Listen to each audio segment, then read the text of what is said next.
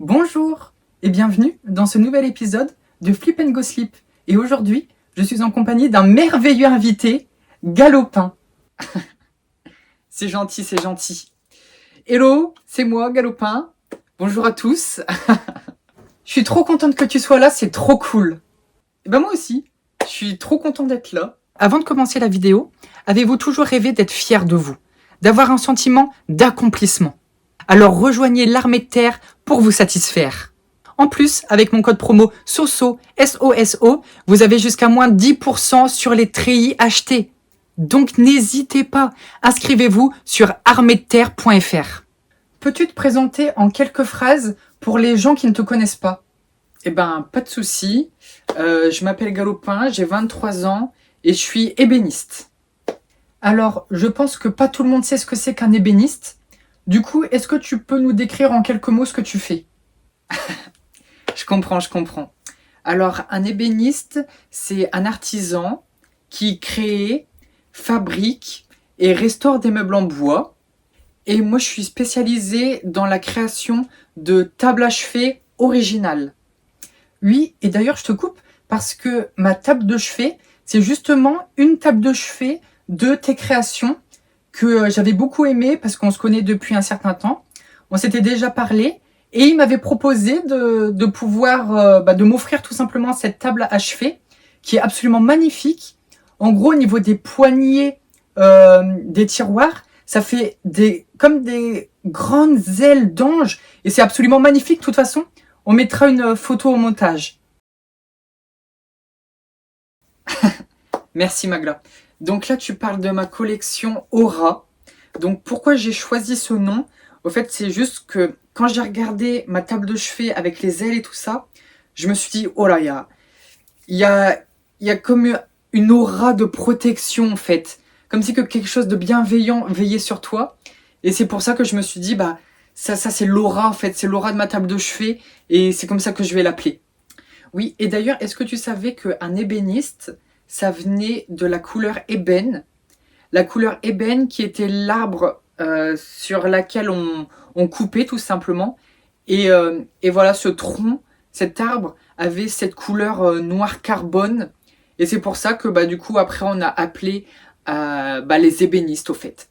Je me rends compte que je parle trop au fait. On va jamais terminer si je parle comme ça.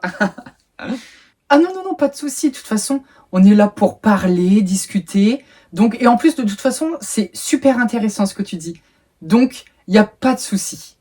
Et d'ailleurs, est-ce que tu aimes l'horreur en général? Alors, je suis pas trop fan des films d'horreur. Par contre, j'aime bien les jeux d'horreur. Ah, c'est drôle ça. T'aimes quoi comme jeu d'horreur? Parce que moi, j'aime aussi beaucoup les jeux d'horreur. Alors, par exemple, j'avais bien aimé Outlast. Surtout Outlast 2 que j'avais vraiment kiffé. Après, il y avait les comics, Murkoff et tout ça, ça j'avais bien aimé. Et sinon, il n'y a pas longtemps, j'ai joué à Until Dawn.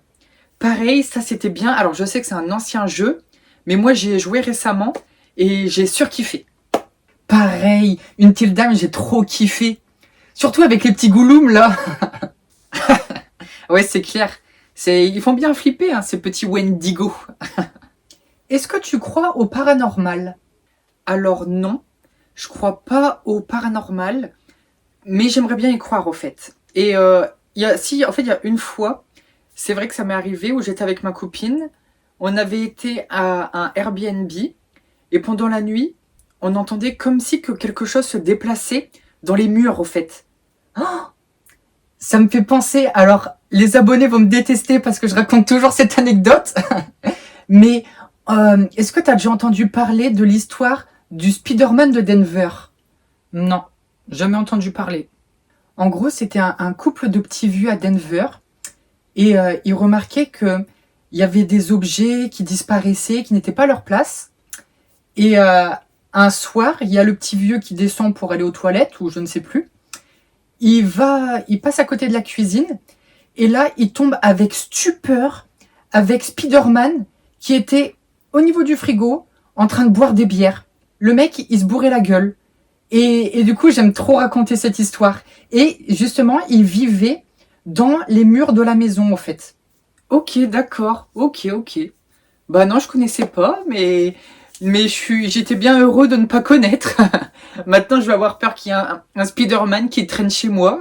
Ah la vache, ça c'est fort ça. Tu veux goûter le nouveau thé que j'ai acheté? Ouais, c'est à quel goût? Alors c'est goût gingembre, paprika, pêche, sardine, avec un petit soupçon de radis noir.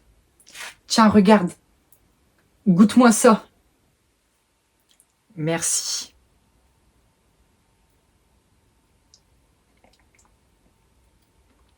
Ah ouais, on sent bien le radis noir. C'est bon, hein? C'est bon, ouais. J'aime bien. Bien, on va commencer la première histoire. Je prends le grimoire.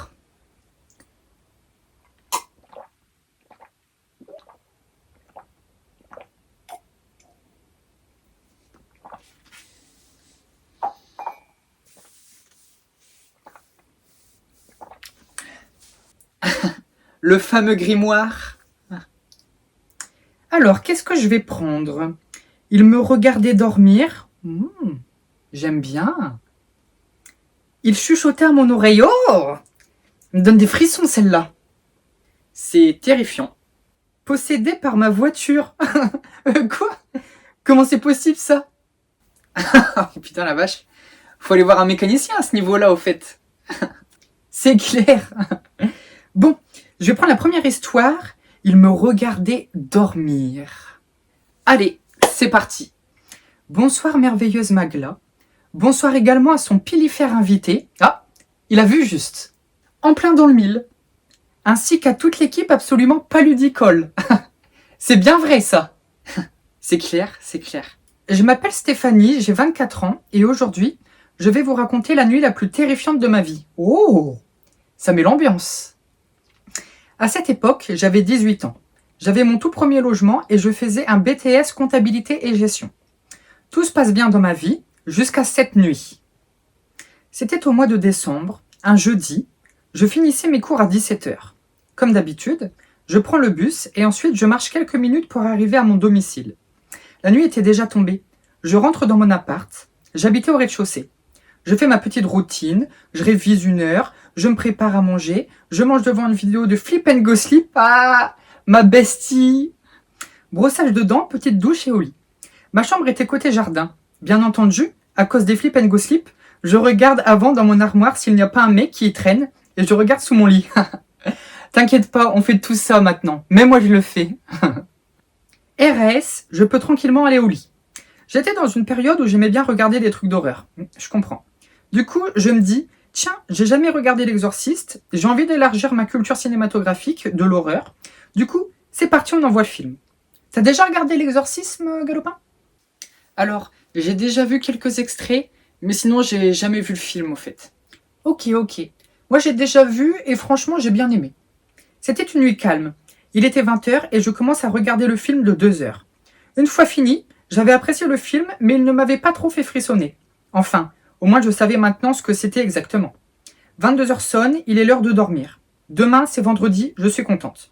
Je m'endors assez facilement, et c'est à partir de là que mon film d'horreur va commencer. Ouh, elle nous met dans le ton. Je me réveille vers 23h30, et tout de suite, je sens que quelque chose ne va pas. J'ai mal au ventre, je suis comme pas possible, et surtout, j'ai l'impression d'être observée. Ah, ça.